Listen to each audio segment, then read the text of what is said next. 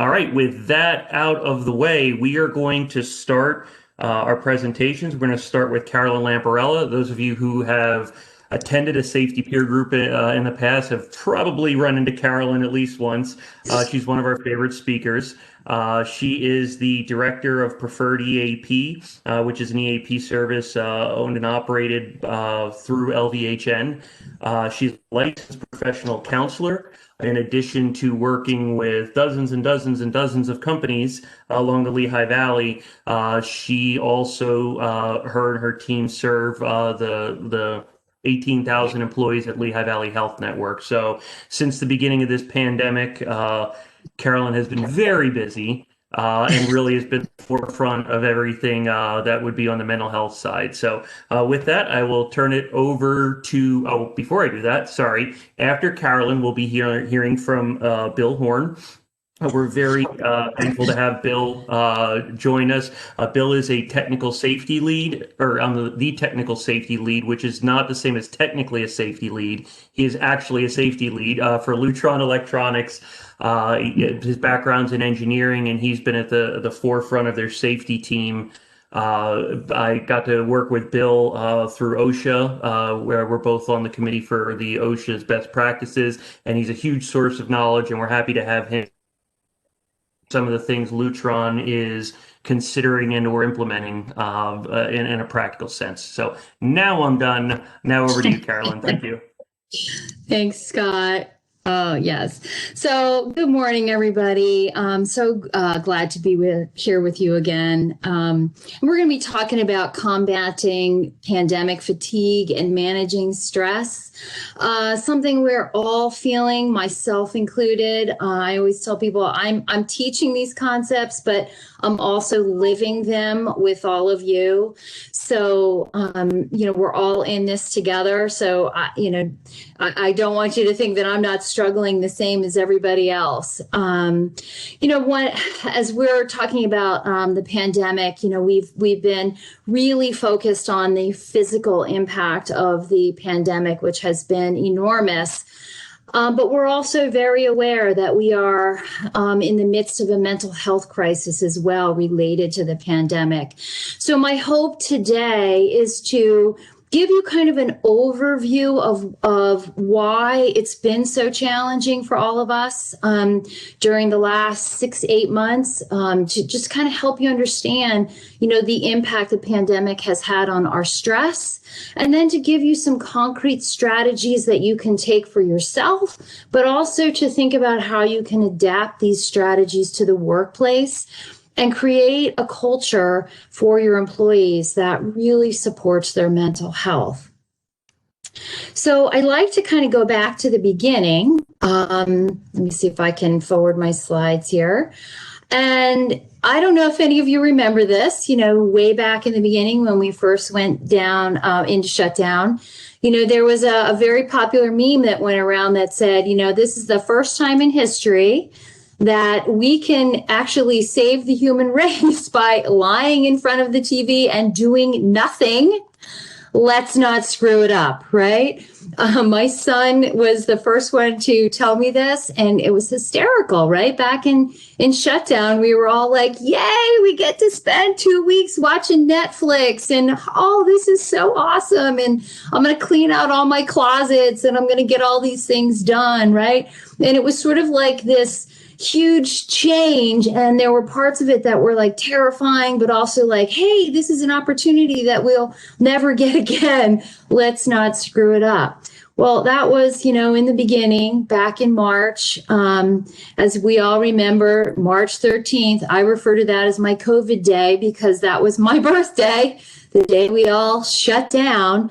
It was, I remember talking to a client back then who, after about two or 3 weeks into the pandemic, said, I can't wait to get back to the office next week and get back to normal.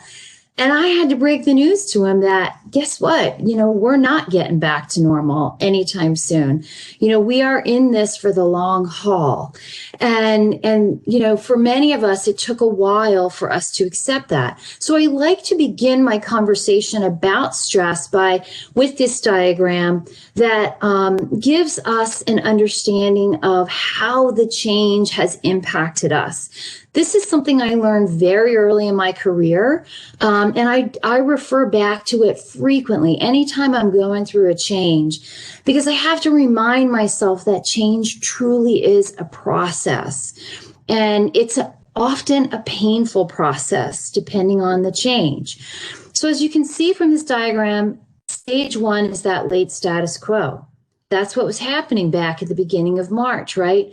When we were starting to become aware that this COVID-19 is likely to impact us in some way. I ironically went on a cruise in February, the end of February, with some girlfriends. Never do that. That's a rare occurrence for me. But I remember thinking, shouldn't we be worried about this COVID-19 thing? I think maybe we shouldn't be going on this cruise. And back then, my girlfriend's like, oh, no, they screen if you've been to China, you're not allowed to be on the boat. And, so we're sort of thinking, okay, well, there's something going on, but it hasn't quite hit us yet. Well, March 13th kind of qualifies as what's next on this diagram, which is the foreign element, right? In comes this new experience, this new event that throws us into chaos. And chaos that I know for myself, I've not experienced this degree of chaos, even post 9/11, right? That was the chaotic time as well. But this brought on a different type of chaos. And as you can see from this diagram, stage 2 is resistance, right? We remember those spring breakers back in March who really resisted the shutdown, right? And we still are seeing people who are resisting the change, resisting leaning into the chaos and embracing our new way of operating. People who are not wearing masks, who are not socially distancing, right? That kind of falls under that category of resistance that is actually quite normal and expected when we experience a dramatic change. And it actually has a survival component to it, because change does create such a disruption and so much chaos that it is wise for us to spend some time really reflecting on whether or not this change is meaningful and whether or not it makes sense for us to go forward and lean into that chaos. Well, clearly, we've all had to do that, right? So back in March, we went through this process overnight. For many of us, we either shut down or went from working in the office to remote work, and we had to embrace it, and we leaned into that chaos. And how did we get through that chaos? We got through it by developing these transforming ideas, right? Being on this webinar together is an example of a transforming idea. We did some of these pre-COVID, but nothing like we're doing now. And, I remember back then, who knew about Zoom? I didn't know what Zoom was, and those initial webinars, do you remember those where, people were talking right into the camera and, everyone didn't know how to use mute, and it was just chaotic, those initial calls. But look at how far we've come through that process with those transforming ideas. Well, how did we do that? We did that through integration and practice. We started to weave these ideas into our daily life and practice them. And the good news about that is the more we do that and the more we embrace that, the more likely we are to improve our performance and reach that new status quo. So what I want to say about this change process is we've all been through it. And we're sort of right now on the cusp of more change, right? So this is not a one and done kind of situation. This is a process that we are continually weaving in and out of. And that's important to remember when you think about your employees, right? Because you may think like, okay, we've been in this for a while. You all know the rules, the regulations, the policies. You should be on board now. We shouldn't have to be going back over things. Well, the reality is we do, because change is an ever evolving process. And that's something that we really have to remember, when we think about our employees, when we think about our workplace culture, because sometimes the changes that the employees are experiencing as managers, as maybe safety directors, those changes we may not be that connected with. So it is important for us to continually be reflecting on this process and thinking about where are our employees, where are they in this process? And they're experiencing change at work, but they're also experiencing tremendous change at home, especially for those working parents who have kids, school-aged kids, that they're experiencing an even greater degree of change and chaos. So these are things that we have to be acutely aware of. So I want to just kind of go over quickly what our stress system actually is designed to do so that we really understand the strategies that we can put in place to help us. There are two parts to our stress system: the sympathetic, which I refer to as the on switch, the parasympathetic, which is the off switch. And together they make up our autonomic nervous system. Both systems are incredibly important and need to be utilized to the same degree. The sympathetic is what we all are, associate with that feeling of anxiety or nervousness or, hyperactivity or hyperarousal that we get when we are confronting a stressor. We find ourselves in that hyper focus. We're locked in on the stressor. Our heart rate increases. Our breathing increases. And that's all really valuable, a valuable response, because it's helping us contend with that stressor. That is what our body is designed to do. It's to shut down the systems that we don't need in order to deal with the stressor and elevate or arouse the parts of our body that are going to help us contend with that stressor. Well, then we have the other part of the stress response, which is the parasympathetic.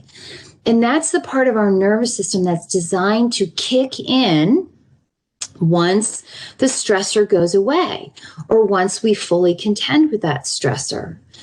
And that's when our body goes into rest, relaxation, and restoration. And it is really essential that when we confront a stressor, that we close that loop, right? It's like the zebra who's confronting the lion. Once they get away from the lion and they're out of danger, they move from focusing on the stressor to the stress, and they have the opportunity now to allow their body to recover, right? Well, the problem that we're all experiencing, and many of us were experiencing this pre-COVID, where we weren't giving ourselves the opportunity to complete that stress cycle.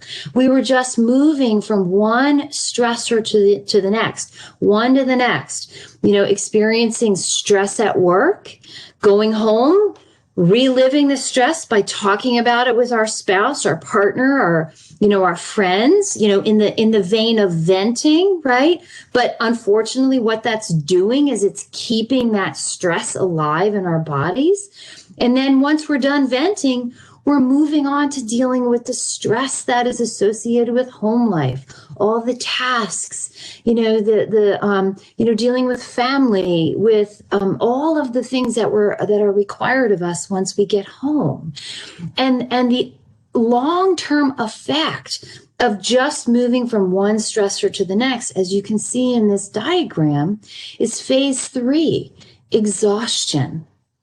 right? You know, you can think of phase one as the beginning. It's sort of like when that foreign element hits, our body kicks in. We are an adaptive species, and we are really adept at mobilizing to contend with that stress. And we're able to do that for a long time. We are capable of doing a hard job for a very long period of time with little break. But if we never get that break, if we never get that restoration, we find ourselves feeling exhausted. And I am certain that if I could see everybody on video right now, if I had your faces in front of me and I said, hey, raise your hand if you're feeling exhausted, I suspect there would be a lot of hands raised, right? Because that's where we are collectively as a nation. We are in this feeling of exhaustion. And that is a really dangerous place for us to be, because that puts us in what we refer to as burnout, or now pandemic fatigue. It is what chronic stress results in, right? Our energy system is so depleted that we no longer have the ability to do that hard work, to be really intentional. So pandemic fatigue is the result of chronic stress, but think about it for a moment. When we are facing a stressor, what is the goal? Why does our body do what it does? Why are we in that state of hyper-focused? Well, the ultimate goal is for us to really understand, okay, the duration of the stressor. How long is this stressor gonna last? How long am I gonna have to be in this state of constant hyper-focus? And we're also trying to figure out, what is the path? What path do I need to take to resolve the stress, right? We're constantly sort of tuned into that and looking for that path. And then we also are trying to figure out, what is the outcome of our efforts? If I do this really hard work for a long time and I figure out the path, what is the outcome? Am I going to get to the other side? Am I going to get to the end of the tunnel all the way through? Well, you can imagine, with COVID-19 as being our primary stressor, how incredibly challenging it is to come up with the duration, path, and outcome of this stressor, right? Because we have so little control over it, and we have really no idea how long it's going to last. And we're sort of clear about the path that we need to be on, but it has been an ever-changing path, right? We think we're doing the right thing one day, and then new information emerges, and we're now supposed to take this path. And we ultimately don't have a clear understanding of what's the outcome here. And these are all questions that we're constantly asking ourselves.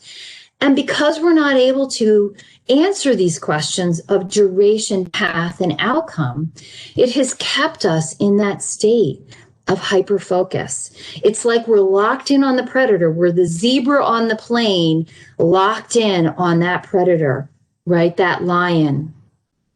And we're unable to let go until we have a clear understanding of duration, path, and outcome. And unfortunately, that really is a challenging task for all of us. And so what we're seeing now is these signs of pandemic fatigue, right? Because our energy is so depleted, what's happening to us? We're seeing that we're not as diligent about wearing a mask or washing our hands. We're less careful about social distancing, right? We're getting sleep, but we're feeling exhausted. That sleep is not allowing us to feel restored.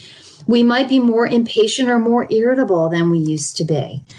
Things are upsetting us that didn't used to upset us, right? Our patience is just gone. We might be feeling stressed by tasks or situations that typically we do well with, right? This is what I'm seeing. Like we're getting requests for mental health support from people who have never seen a counselor ever in their life, right? They always describe themselves as incredibly resilient, and now they're having a hard time coping. Well, that really isn't a sign of lack of resilience. It's a sign of pandemic fatigue, where their energy has just become so depleted that they can no longer restore themselves on their own. You might find that you're no longer doing things that you used to find enjoyable, perhaps hobbies or, other things that you used to like to do no longer fulfill you or just not as enjoyable as they used to be. You might be feeling really hopeless about the future because of the uncertainty about the outcome. You might be finding that you're relying on substances like alcohol or food to give you that immediate relief. And the challenge with that is they actually do work. They do have that immediate effect on our physiology. They do down regulate our stress in the moment. But obviously, relying on those substances have long-term consequences for us. So it's really important for us to be aware if we're depending on those substances. You might find it harder to focus or concentrate because, again, you're not getting that rest or relaxation and you're in that state of hyperfocus. So there are certain body systems that are shutting down in order to continue to try to feed your sympathetic nervous system to contend with the stressor. So what do we do about that, right? How do we restore balance and reshift our focus away from the stressor and focus on the stress? That ultimately is what we have to be about right now. And that is what we have to be helping our employees focus on. We have to let go of the stressor of COVID-19. And that does not mean we're going to forget about it or ignore it. We have to shift away from our focus on duration, path, and outcome of that stressor and turn our attention to our own physiology.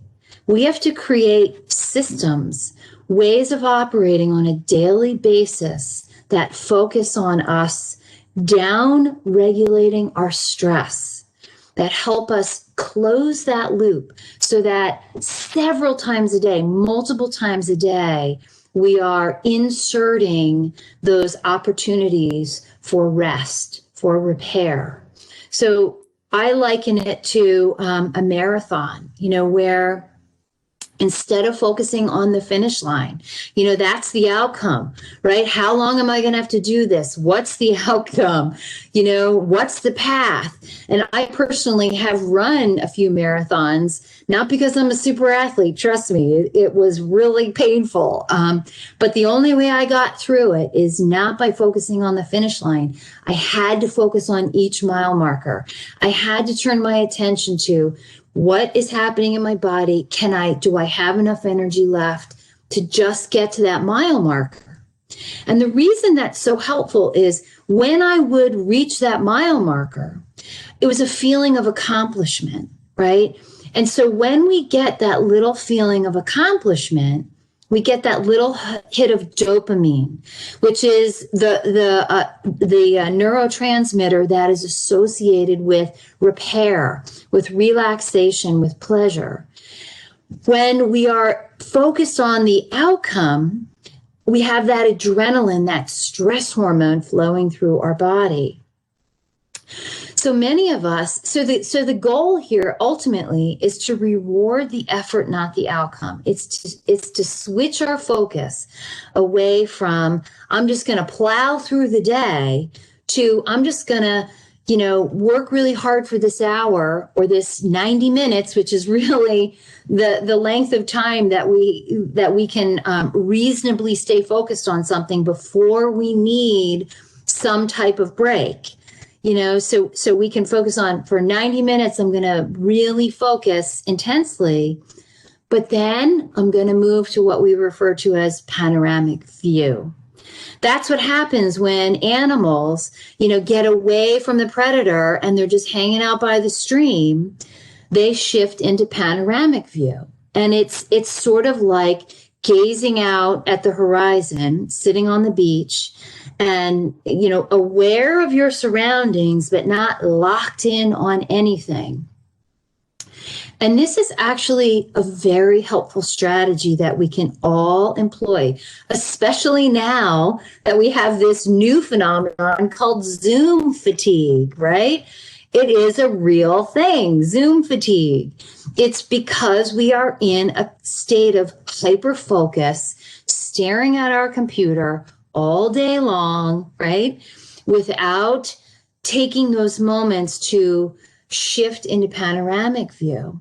If we don't do that, if we don't insert those breaks, those pauses, then we do find ourselves with Zoom fatigue, which is just another way of saying I'm burned out. My energy resources have been completely depleted. The other interesting thing about, our moving from portrait view to panoramic view is our eyes are intricately linked with our stress response system. They are the messengers to our sympathetic nervous system. They help us read our environment and respond accordingly. And so once again, when we are in that hyper focus, we're basically telling our stress response system that there's something that is really requiring our energy. So we need to shut down our other systems and just focus on this thing in front of us. And that is part of the reason why we have Zoom fatigue. That's part of the reason why we have pandemic fatigue, because we're all sort of hyper focused on what's in front of us. We're constantly trying to figure out this stressor. So inserting these shifts between portrait view and panoramic view multiple times a day is actually a great strategy to employ to give you that immediate relaxation, right, in the moment. And what it does is it sort of down regulates the sympathetic nervous system, gives you a hit of dopamine, and creates a little bit of space for you to continue on. It creates some energy for you to continue, contending with the tasks, the stressors of the day. And the good news is there are a lot of other things that we can do that help us focus immediately on the stress, that have that immediate impact on our stress response system and helps us close the loop. So I like this statement that wellness is a state of action. It's not a state of being. It's not something a place that we're going to arrive and we're going to all of a sudden be well, right? Wellness is daily action, period. It is sustainable action that supports our stress response system, that supports this idea of closing the stress loop. And so I want you to be thinking about that. And I know Bill is going to go into greater depth about what he's doing, what they're doing at Lutron to support their employees and help them integrate some of these things that I'm going to talk about into their work life and home life. And that's what we all have to be thinking about as employers, is how do we encourage, how do we educate, encourage, and support our employees integrating these small moments throughout the day that help them down regulate their stress so that at the end of the day, they have something left for their families when they go home. So the first thing to be thinking about is movement. By far, it is the most effective way to deal with our stress, is to move. Move your body in some way. That's exercise, but if exercise is kind of like a dirty word to you, like you can't stand hearing it, it's simply moving, getting up, moving around, walking around when you become aware that your body is under stress, right? That's what our stress response system is designed to do. That's why when animals are confronted by a predator, they run, right? Because their sympathetic nervous system is preparing them to do that. So we want to be encouraging movement in any way that we can. And I know Bill has some really great ideas that he's going to share about things he's doing with Lutron. The other very effective and immediate strategy is focusing on your breathing. And one of the simple ways to do that is by inserting what we refer to as the physiological sigh. You may be aware throughout the day where you have these moments where you just take that deep cleansing sigh. Well, that actually is a reflex that we all have. And it is an automatic way of us down regulating our sympathetic nervous system. And there's a reason it's really effective, because that first breath in helps to bring in oxygen. The second breath helps to remove carbon dioxide from our bloodstream. And so then when we exhale, we are actually really cleansing. It's a cleansing breath. And that's why we often do it when we are engaged in hard work. You'll see animals sigh, frequently. You'll see young children do it frequently and automatically. The good news is it's something that we can insert easily into our life throughout the day to try to give ourselves that moment of relaxation. Another really effective breathing technique is looking at maybe the clock or your watch, or timing yourself on your phone and counting the number of breaths you take per minute. Relaxation breathing is 5 to 6 breaths per minute. When we are in a state of hyperarousal and our sympathetic nervous system is really active, we tend to be breathing far more than that, breaths per minute. And so one very simple way of down regulating our stress, again, is slowing our breathing down to 5 breaths per minute. And this usually includes, count of 5, 5 in, holding for 5, 5 out, and holding for 5. And breathing in that fashion will slow your breathing down to about 5 breaths per minute. And again, this is something that you can easily do and encourage your employees to do, and even have signage around your workplace reminding all of us to take 5 slow, deep breaths as a way of just integrating those moments of repair throughout our day.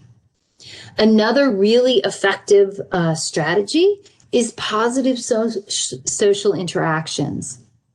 And this, again, is something that we as managers, supervisors, whatever, we can make sure that we are engaging in positive social interactions with our folks. We can be checking in more regularly. We can ask how they're doing. We can talk to them about their day and have that positive social exchange.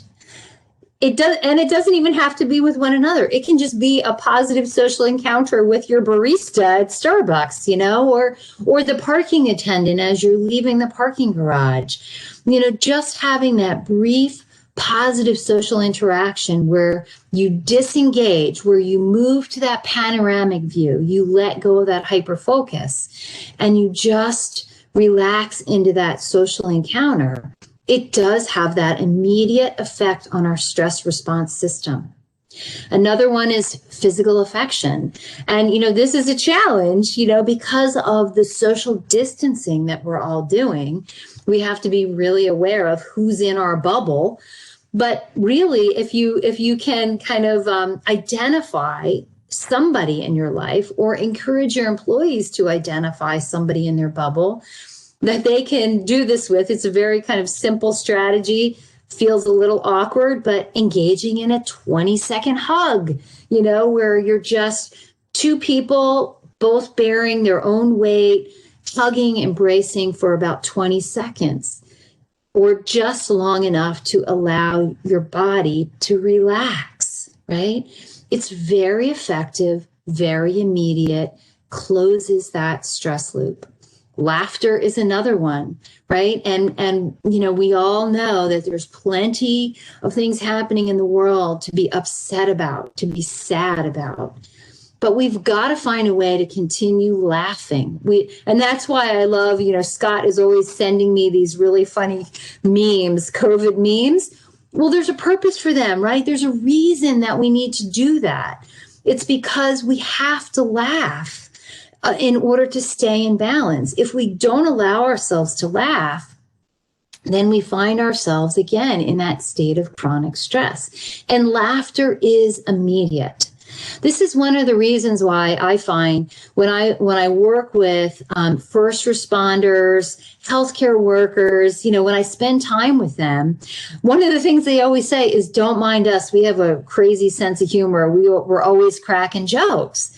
And I'm like, gosh, that's like the best thing you guys can be doing on a daily basis to help regulate your stress, because it is so immediate. We've all had that experience of being really upset about something and then something ridiculous happens. I've had that experience so many times when my kids were young and they were like making me crazy and I was so mad. And then they would say or do something really cute or funny and you would just kind of like, right? You would just relax into it. That's what laughter does for all of us. Another really important thing to remember is feeling emotions fully. A good cry, right? Often we suppress our emotions. We tell ourselves that we're not allowed to feel things, right? And if we do have negative feelings, we judge ourselves. But truly, when you have that emotion, it is just a messenger. It's a messenger that says, hey, your stress response system is really active here. You're stressed. And so you're having a strong emotion. So you got to feel that emotion all the way to the end. You got to go all the way through that tunnel with that emotion and express it fully. And that does not mean like you're angry. I'm not talking about going into a fit of rage. That's not what I mean.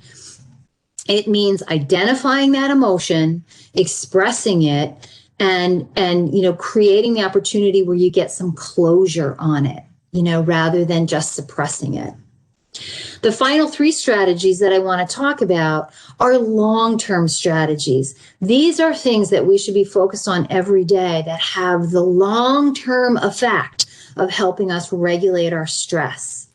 Sleep is one that I have to talk about because it truly is the most important thing we can do for ourselves to help bolster our resilience and downregulate our stress and improve our daily functioning. And these are some strategies. I probably, in the interest of time, won't read through every one of them because you will have access to the slides. But what I would encourage you to do is, if you are yourself don't have a good sleep cycle, this is where I would spend your time and attention, is really improving that. If your employees, and I know this is really challenging, especially for folks who work third shift, second or third shift, often their sleep is disrupted. If you feel as though your employees are struggling with sleep deprivation, this would be a great topic to focus on with them, providing them with education. Because it truly is the best thing we can do for ourselves. Because when we are sleeping, our parasympathetic nervous system is very active, right? That's when we are getting our best restoration, is during sleep. And so following some of these strategies to help yourself, it's what I would encourage you to try before relying on medication. Most people kind of automatically go to medication, but there are so many other strategies you can try that elevate your parasympathetic nervous system rather than suppress your sympathetic nervous system, which is what medication does. I'm going to move on to talk about mindfulness quickly. Mindfulness, meditation, you hear a lot about it, and often it's misunderstood, because what I hear from people is, I can't meditate because I can't stop my thoughts. My mind races too much when I'm meditating, so I really can't do it. And what I want to make sure everyone understands is mindfulness has nothing to do with you stopping your thoughts. It's impossible to stop your thoughts. It is about the awareness that arises from paying attention on purpose in the present moment and non-judgmentally. And non-judgmentally means when you have a thought, you're not going to give it any power. You're not going to say, wow, I'm having this thought. There must be really something important that I need to pay attention to here. Or I'm having this thought, what's wrong with me? I shouldn't be having this thought, right? These are all the judgments that we lay on top of our thoughts that give them power and that distract us from the present moment. We have to develop the practice of allowing thoughts to rise and fall, and think of them as like clouds that are just sort of passing through our consciousness, but that do not require our attention. That is what mindful meditation is about.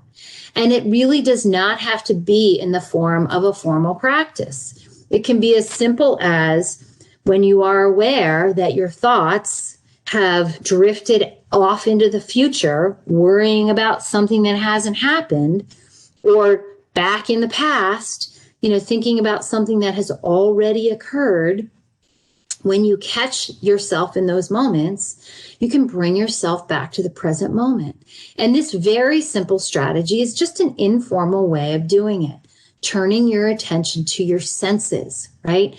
5 things you see, 4 things you touch, 3 things you hear, 2 things you smell, and 1 thing you taste. We have to remember that our senses exist in the present moment. The purpose of our senses is to read our environment, is to read what's happening in the environment and relay that message to our brain so that we can contend with whatever is actually occurring in our environment. The problem is we spend too much time and attention on our thoughts and not enough time and attention on what is actually happening. And so this is a great exercise that you can use, but also something you can share with your employees. Again, you can post signs all over your workplace reminding people to turn their attention to the present, to give themselves this moment of pause.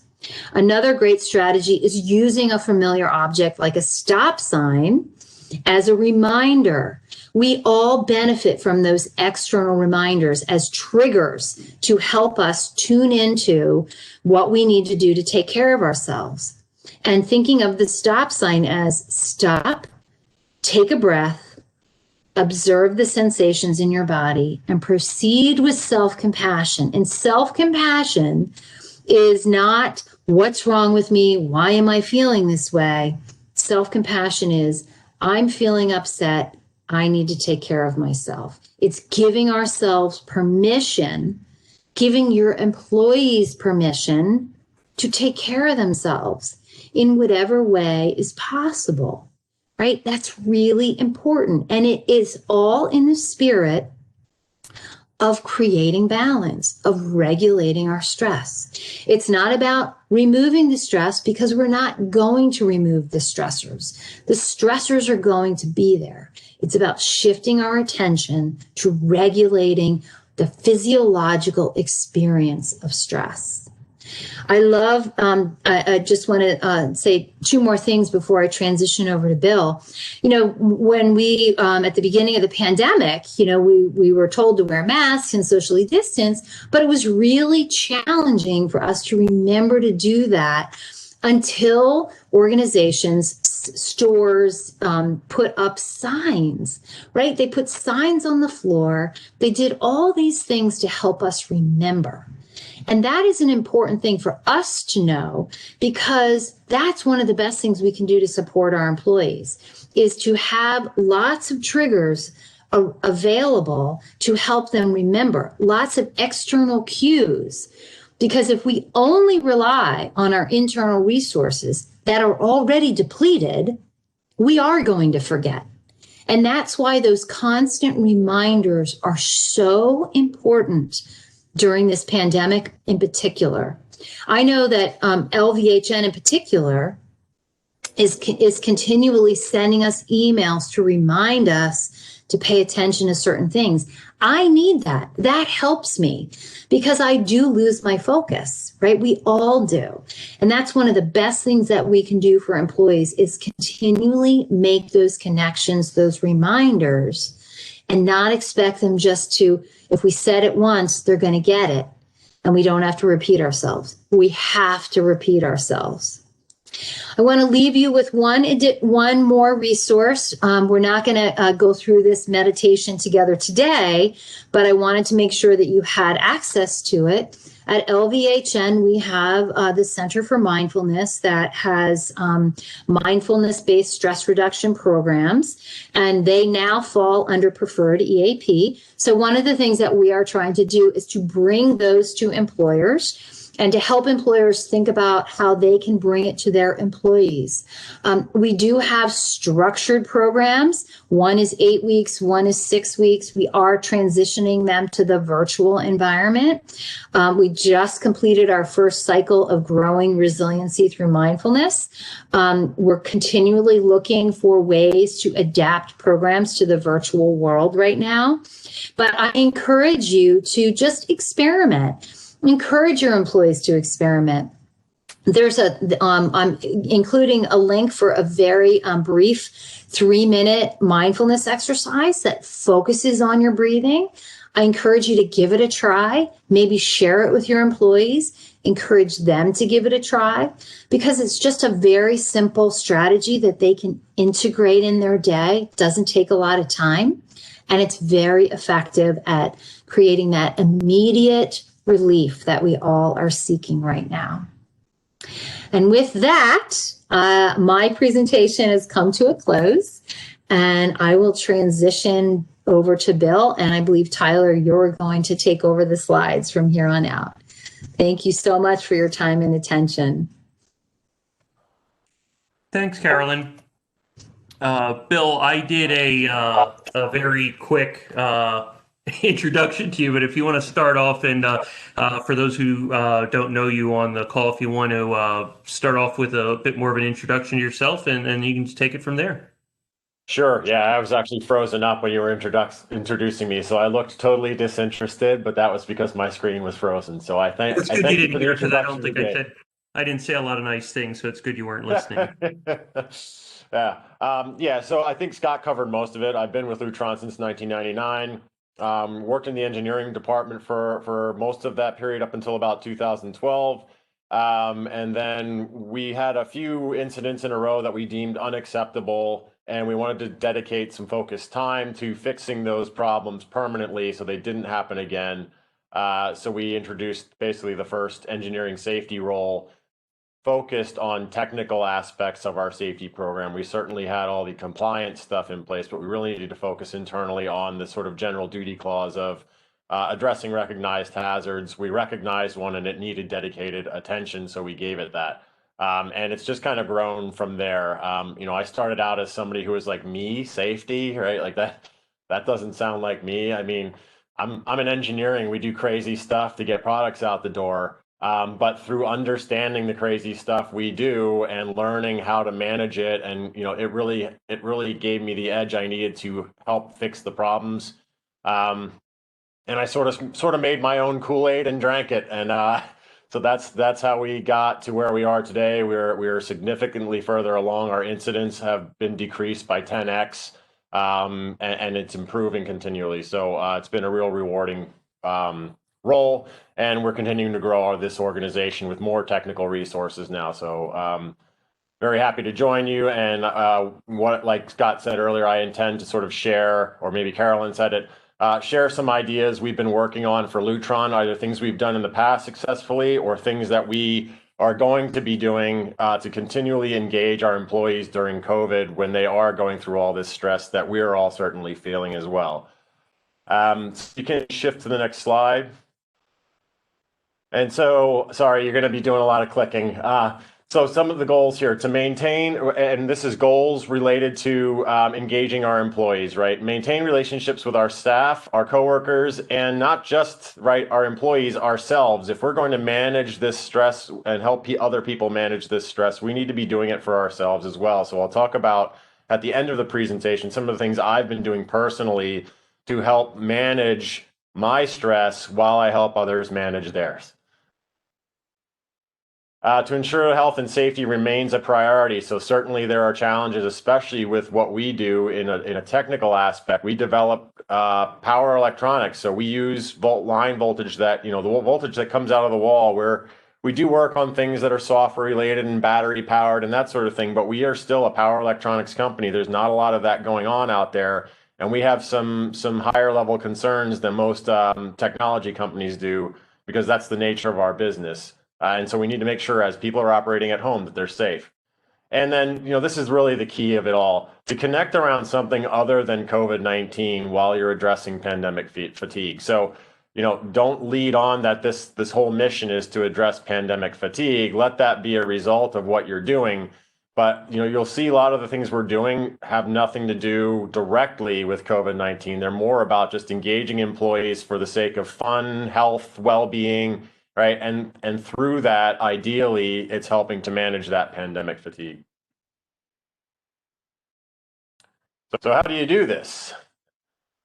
Next. All right. Make use of technology. That's sort of obvious at this point. Like Carolyn said, we've all learned how to use probably almost all of the services out there by now, because one person sends you a Teams meeting, the next a WebEx, the next GoToMeeting, and so on.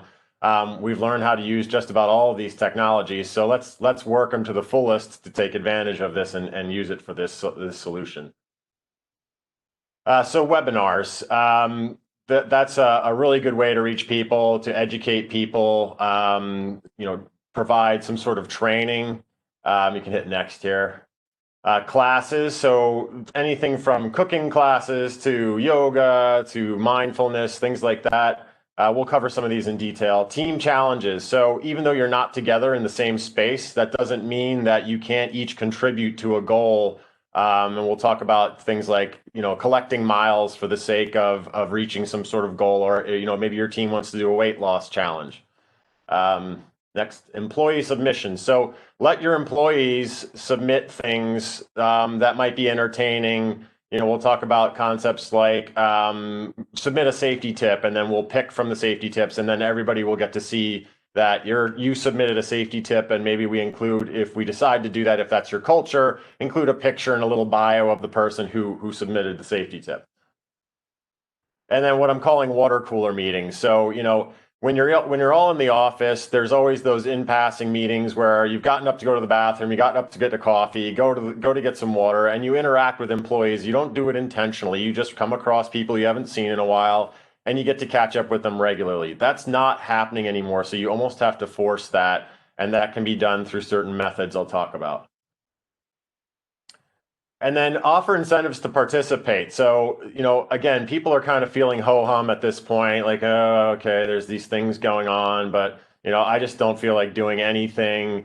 Offer, if you make products that people desire, as, Knoll makes furniture, we make electronics, right? Others make other products that people may want for themselves as employees. Offer some of your products as prizes. In this case, we're looking at it from more of a health, safety, and environment situation. So fire extinguishers, first aid kits, that sort of thing, as prizes for contributing. And we'll go into that a little more in a bit. So webinars, you can probably just pop up most of the list here. Office and home ergonomics, lifestyle apps and wearables, right? We wanted to talk about. We have a bunch of people who still run through COVID, right? We have a rail trail, fortunately, right on our property. It used to be an old SEPTA line that they've converted. And so it's a really great way to get out over lunch, but you don't need a rail trail to go do that. You can go for a walk around. I know Lehigh Valley Health Network has all sorts of complexes, and there are certainly ways you can take a big long loop around the parking lot if you want to, or some of your buildings are so big you could walk the building over lunch.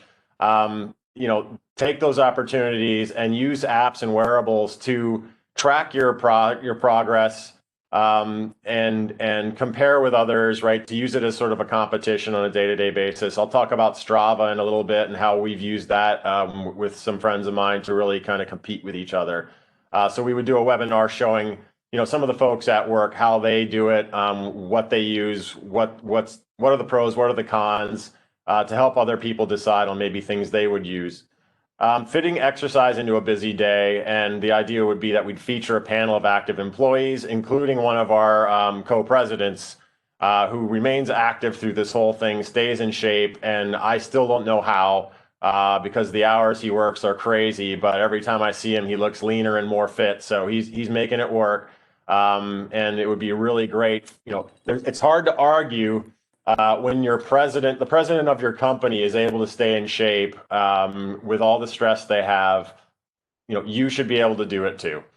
Combating eye strain, so just getting away from the computer, and this ties into some of the things that Carolyn talked about, but just remembering to take your eyes off those screens every now and then. And teaching people how to do that. It's not just about sitting there and staring at the screen for a while. There are other things that cause eye strain, and making sure you're giving your eyes those breaks they need, and giving people tips on how to do that. And these webinars, some of these webinars could be an hour, some could be 15 minutes. Squeeze them in where you can. We'll talk about making time later on.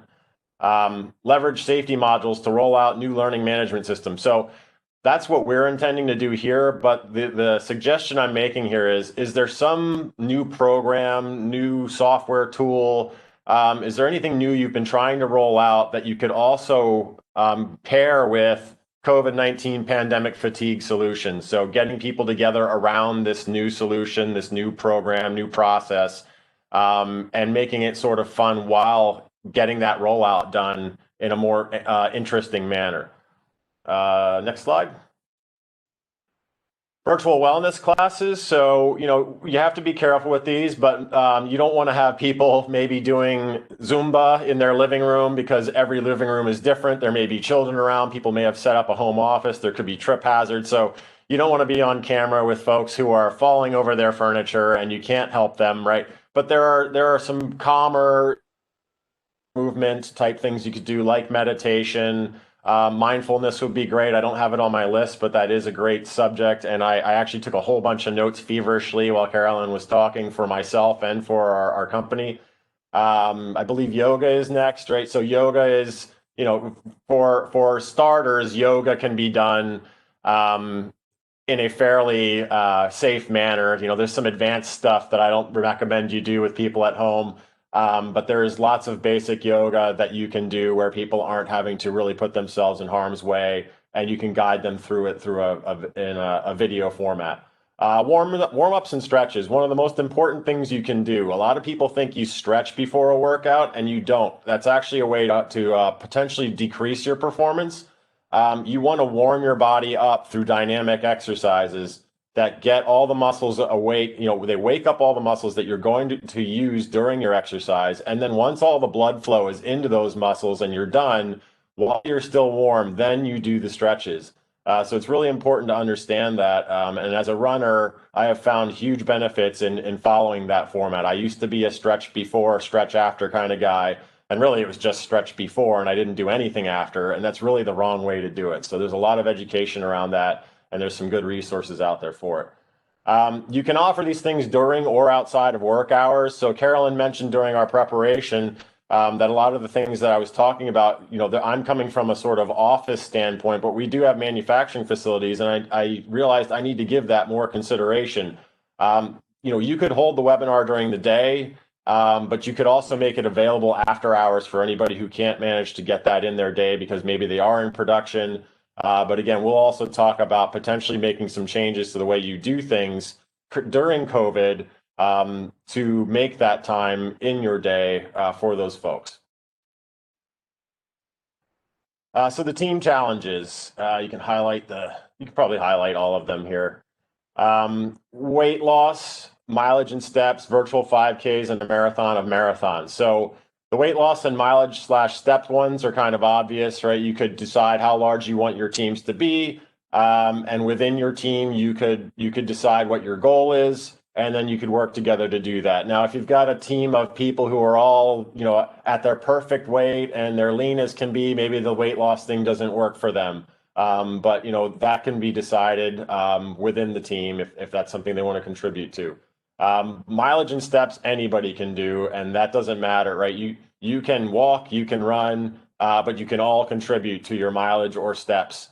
So steps, I don't necessarily mean go up and down the stairs. I think that tempts trouble. But your number of steps using something like a Fitbit. Virtual 5K. So Lutron has held a 5K every year on our property and on the rail trail. It's actually great to have that rail trail, like I said, because we can contain it all within the trail. We don't have to go out into the roads or anything like that.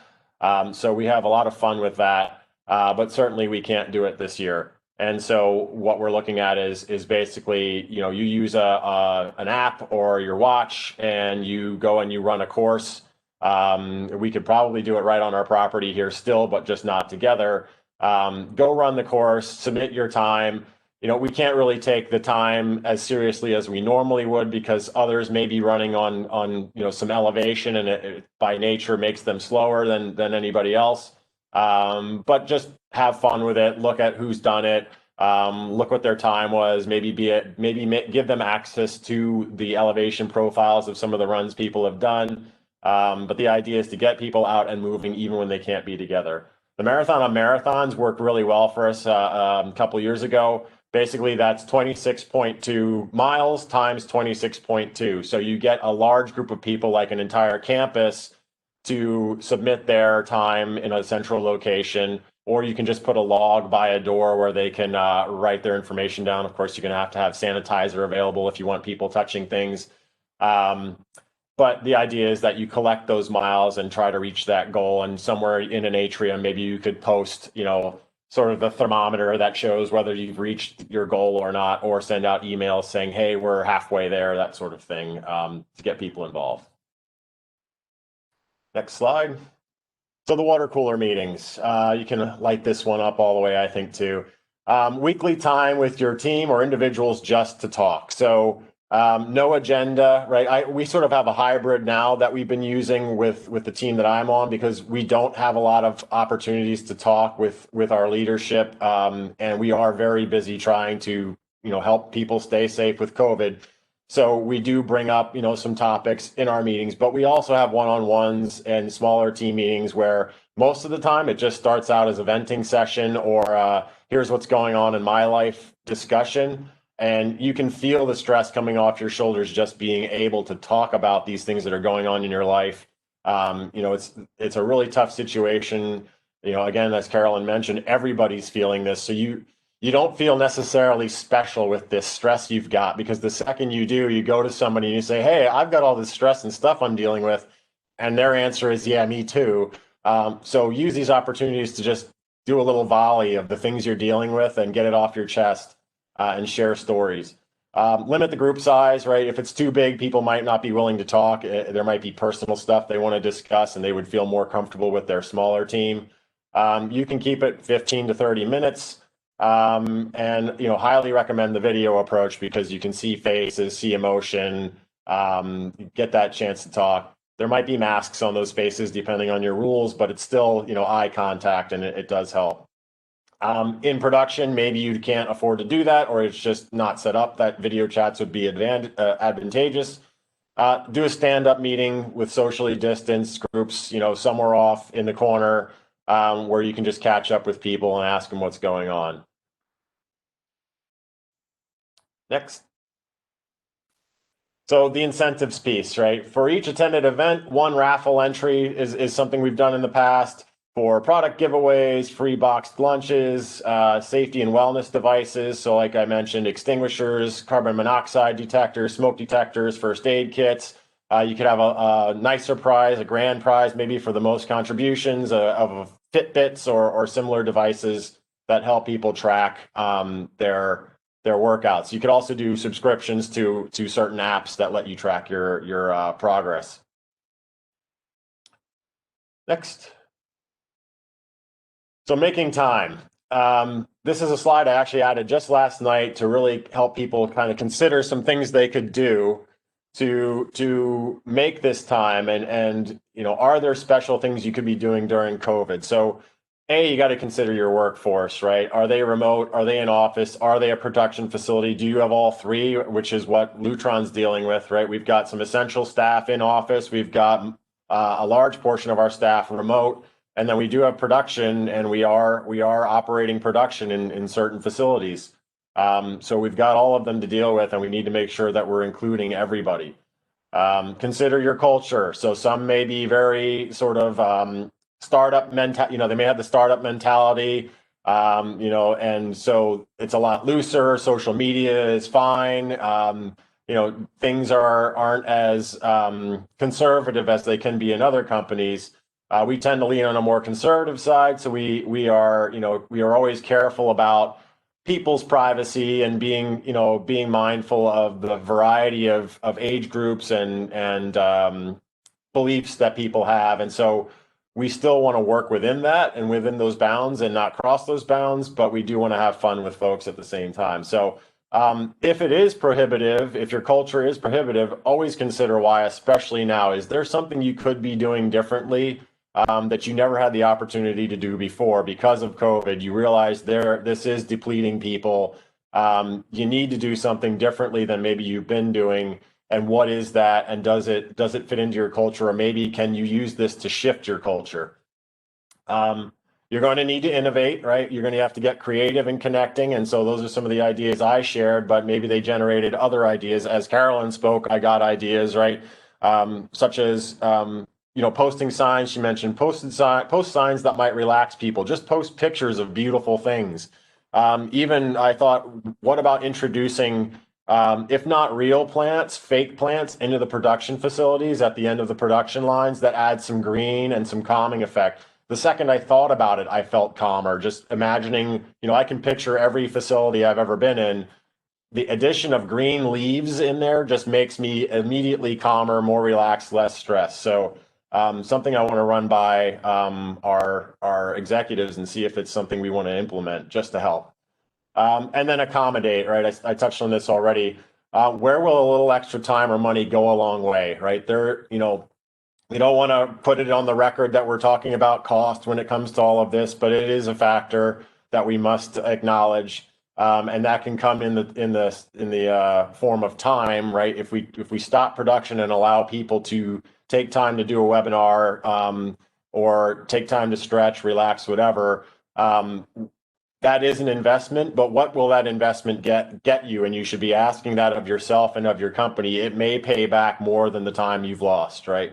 So give all these things some consideration when making time, and get creative in making that time. Next. So taking care of ourselves in and out of the office. How does Bill Horn cope? I'm going to share some things that I've done, and hopefully they will give you some ideas. Some of these things, may be obvious, but I'm just using myself as a case study. I think Scott mentioned in the chat that he met the requirements of the vast majority of the checklist of things that say you have pandemic fatigue. I'm a case study by I think I fit all of them, and I'm really exercising each one of them. But what do I do to manage that, right? I'm in a position where I'm responsible to help others manage their stress and help us avoid the transmission of COVID at the company. So it's a very high stress position right now. So first of all, whether I'm at home working remotely, or I'm in the office, which I'm in the office probably 75% of the time, I make sure that I get up and stretch every now and then, just go for a walk. Even if I don't need a coffee, I'll go get a water or something like that. And in doing that, I get my eyes away from the screen. I get to look around at other things and let them focus at different distances, which is healthy. And then I do breathing, and you'll see here box breathing. So I won't have you click on the link because it's a very simple thing to do. It's basically 3 seconds inhale, 3 seconds hold, 3 seconds exhale, 3 seconds hold. So, I've seen 3 seconds, 4 seconds, but you basically, breathe up like 1, 2, 3, hold 1, 2, 3, breathe out 1, 2, 3. and then hold there 1, 2, 3. And if you just do that sort of box breathing several times, you can actually feel that relaxation set in. And it's very similar to what Carolyn described earlier. I like it because it's very easy to remember and it has that calming effect that I need. You may need to step away from your computer to do it successfully to really get the benefits of it. But even if you are stuck in a meeting, hit mute, turn off your video camera for a minute, take those breaths, and you will feel better. I mean, it's not going to solve all your problems, but it will give you that little dose that you need to get through. I learned that a good chair and good lighting is a huge benefit to my home office. I didn't have a home office before this began, and it's coming together very slowly, but I think the next thing I need is the right height work surface because I am a tall guy. But getting a good chair changed the game for me. I was having a lot of pain sitting in the chair I was using. I was also sitting at our kitchen island on a stool for the first few days. I was standing up with a cardboard box and my laptop on it. I think Scott Shamandel saw that one. That is not the way to keep going. So take a look at your workspace if you are working remotely. And as Carolyn mentioned, right, beds are for sleeping. So I started out kind of laying in my bed with my laptop, and yeah, it was kind of comfortable, but then I realized this is not where I should be working, because the second I come back here to go to sleep at night, I'm going to be reminded that I spent half my day working here. So isolate that space, make it sacred, go work somewhere else, but do not lay on your bed to do anything but sleep. And it will help you fall asleep, because that triggers that, hey, this is where I sleep. I'm here, time for sleep, right? So I highly recommend that. I have definitely phoned a coworker, make a video chat to a coworker, and just to vent, if for no other purpose. So that's kind of self-explanatory. And then get out, right? Walks or runs over lunch. Those have been a huge win for me. I've always been a big proponent of running. It is my number one way to manage stress. And honestly, when this first began, I was stuck at home and I had my daughter with me. Her daycare was closed. I was a 6-year-old girl with nothing to do, no siblings that were her age anyway. I have a 22-year-old son. But we were stuck at home, and at lunchtime I said, I stuck to it. We're going rain or shine for a walk every day. And it was some of the best times I'll ever have with my daughter. Watching the seasons change, just going from winter to spring to summer, seeing the water run through the woods as we would walk up the road in our neighborhood, seeing the leaves appear on the trees, seeing the animals come out for the first time. She was seeing all this and commenting on it and stopping and observing things. And I thought it was just the coolest thing. So it was a way to get me out. It was a way to get her out. And so I highly recommend, if you are stuck at home or at work, get out, take that walk, take someone with you, obviously maintain social distance if you need to, but make that time to manage your stress. And I don't remember if there's an additional slide. Questions? So yeah, I know we ran a little long here, so hopefully there's time for anybody to comment on Carolyn's or my presentation and get their questions answered. Before we, thank you so much, Bill. It's very, very, very helpful. Sure. And it's good to hear things in practice from the practical sense, just to supplement everything that Carolyn said. Before we get too far into any question and answer, we always like to give the floor to Scott Shamandel from OSHA. I'd ask Scott if he can hop on now and give any updates or plugs that he has for things going on in that side of the world. Okay, well, thank you. Good morning, everyone. And Scott, I want to quickly thank you for pulling this safety peer group together. I think both Carolyn and Bill did a fabulous job. And I was starting to get writer's cramp taking notes feverishly. So I truly appreciate everyone's discussions this morning. Really quickly, folks, I mean, as you know, we're going to be moving into a new administration. And what that means for us is your guess as good as mine. I don't know where things will be going at any point in time.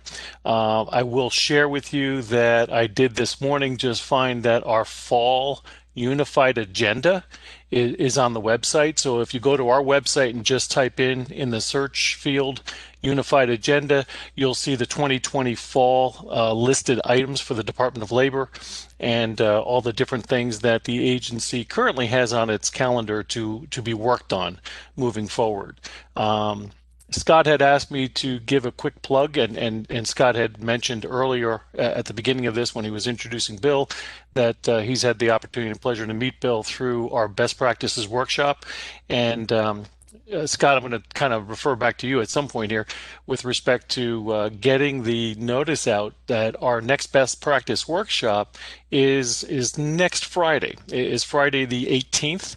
And we have a topic that I think falls very nicely with some of our conversations this morning because it deals with effective safety training. And we have the program director from the Chesapeake Regional Safety Council sharing how to do effective safety training in a virtual format, if you will. So it's something that we all know we're having to deal with at this point in time, trying to do all of these different types of platforms.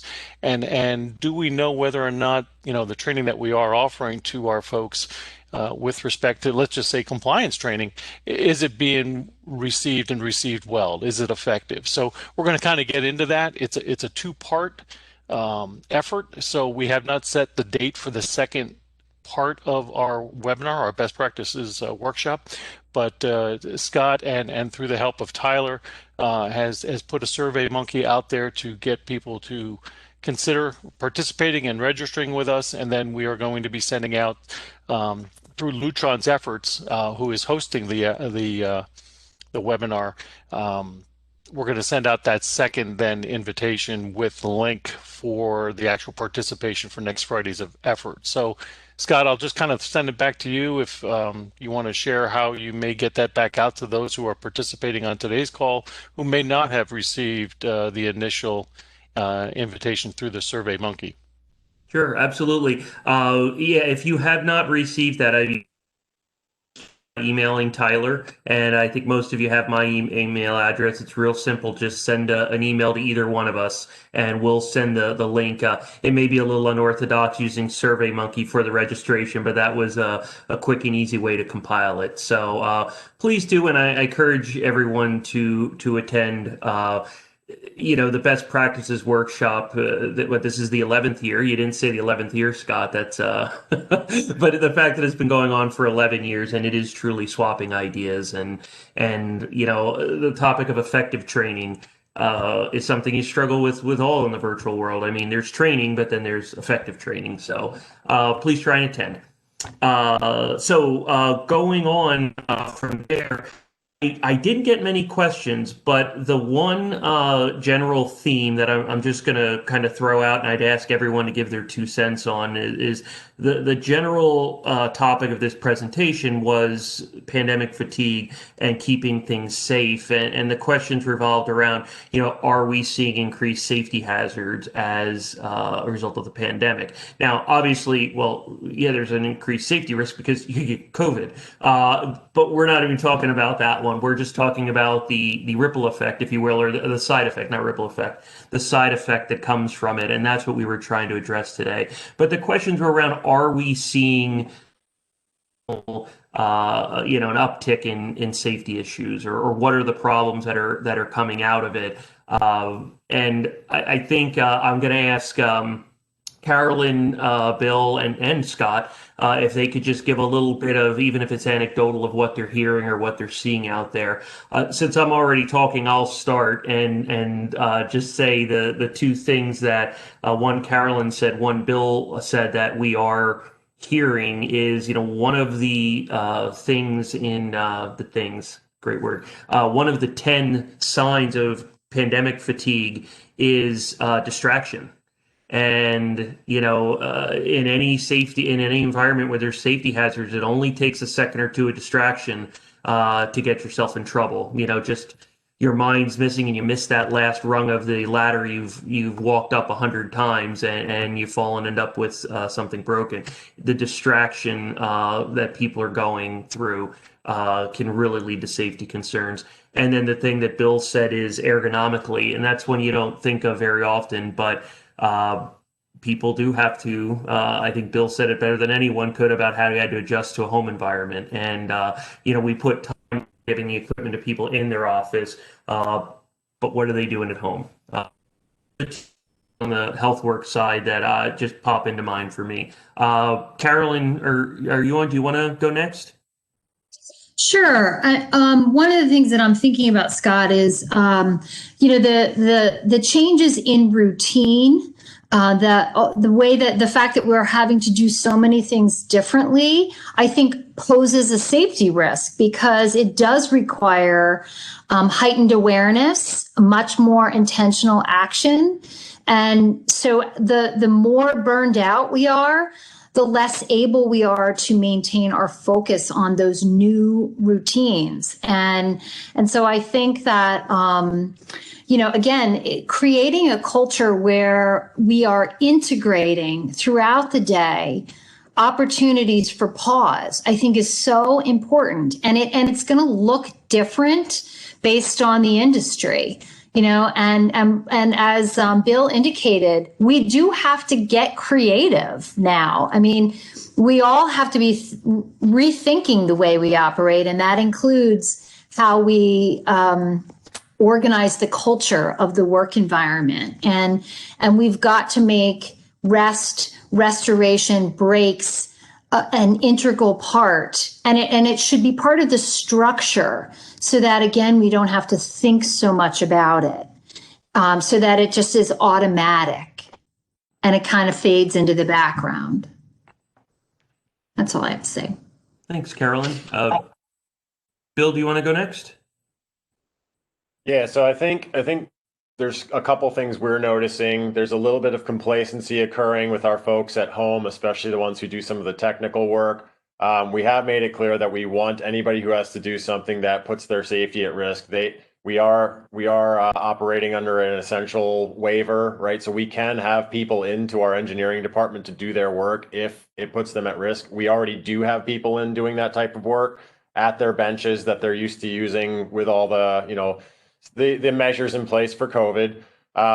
But we do see people kind of drifting into letting a little more stuff happen at home than we'd like and that we're comfortable with. So we are addressing that.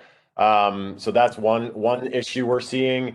Another one is we have some concerns that there's going to be a lagging issue with ergonomics, that we might start seeing claims towards the end of COVID as people come back into the office space again.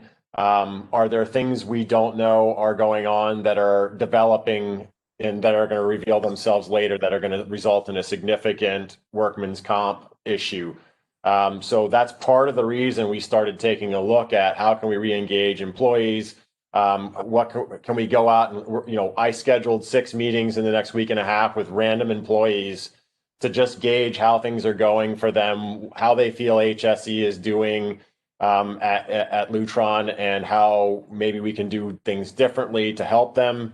But mostly it's just to listen and see what themes I can pick up on that we might need to address that we don't know we need to address. So, it's trying to get ahead of some of these things that we are predicting, but we also want to make sure we're predicting the right things. Thanks, Bill.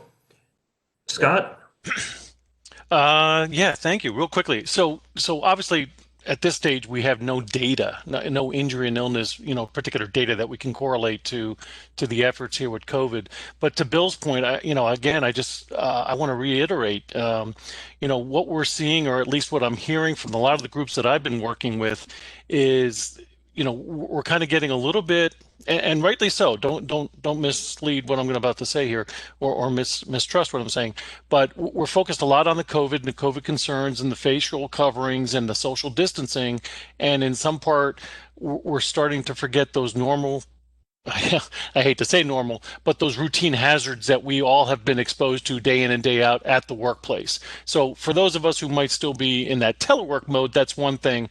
But for those who are in the workplace, whether it's a construction site or a manufacturing facility, they're still keeping COVID concerns and safety measures and protocols in mind, almost to the point that we forget about the things that we have to protect ourselves against in the present, right? What's in front of us and where our hands are going at any moment in time. So being aware of our surroundings has to be at the forefront of our mind. So I'm going to be very concerned as I look forward over the next year or two to see where that kind of data starts to go, whether or not we see spikes in those types of injuries because of other concerns that are at the forefront. Bill also brings up a great point with the ergonomic issues and when you return back to work, right? So we all know that right now the recordability is not an issue for anything that manifests at home, but ergonomic issues are more of a long-term kind of concern. So, those to Bill's point as well. I mean, we need to really truly be mindful of where we're working at home.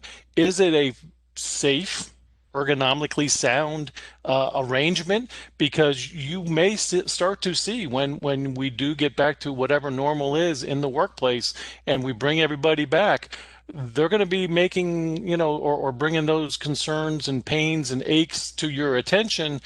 And hopefully, we don't see that starting to increase recordability because now they're being reported at work where it may have been something at home. So getting the employees engaged, as Bill had been talking about, and getting them active to, reevaluating their own workplaces and for those of you employers that can provide some assistance, that's fabulous. I know my wife, works for Evonik, which used to be Air Products. She was allowed to go back and get her monitors that she needs to have in her desk or chair. So whatever she needed, she was allowed to go back and get to make sure that her workspace up in one of our spare bedrooms is a good sound workspace, right? And good for her as she continues to do her work day in and day out. So it'll be interesting to see, Scott, as we move forward with where the data really leads us with these ongoing pandemic concerns here that we're dealing with. And just because Tim Duncan did ask, stress and distraction as a cause leading to more workplace injuries, to build off Scott from a data perspective, we have some data because we treat injuries, not for all of the Lehigh Valley. But I can tell you those are numbers. I would call it inconclusive as well. We'll say overall the numbers are down.